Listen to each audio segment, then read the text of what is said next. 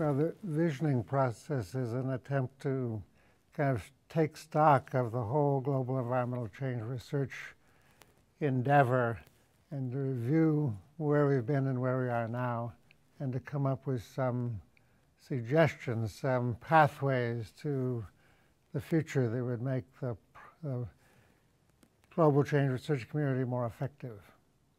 So IHDP's role is, as one of the existing major global change research programs, to be one of the contributors. But there are a variety of other contributors as well, and we shouldn't assume that any one contributor will determine the outcome. This is a kind of a consensus building process where we all try to converge around some new ways of thinking. Well, it's a several stage process.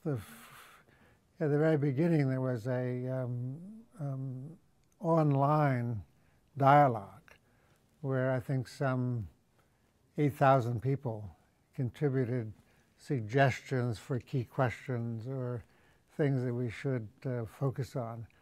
Then there was a conference last fall in Paris where some maybe 50 people tried to, using all that input, to come up with some central ideas, and that led to this document that we now have called the Grand Challenges in Sustainability Research.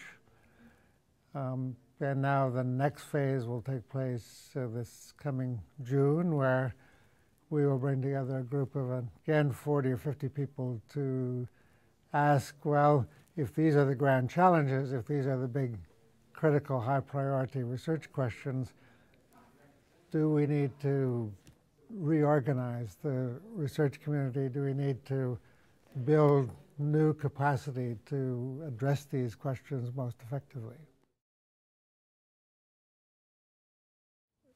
Well, the sense is, and there's no magical reason for right now, but I think there are two issues. One is the sense is that the global change research community has been running with its current structure for 10 to 20 years, and it's timely to sort of take a new look.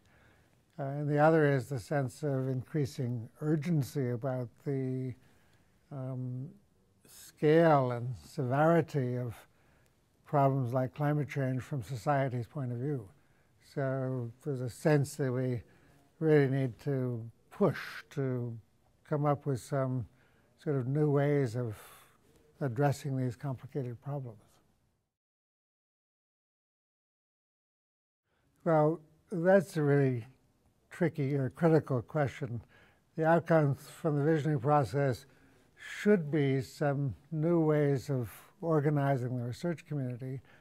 But on the other hand, we know that the existing structures have a lot of history and a lot of support and a lot of momentum, and so it's not like starting with a blank slate. So the question is, how do we innovate? How do we bring in new ideas, but in a way that people currently in the community will find attractive and appealing? I think that's one of the goals for the visioning process.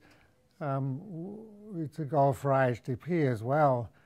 One of the differences in the natural science community and social science community is that most natural scientists are really interested in these large environmental issues, where the big environmental issues are often quite marginal in the social sciences.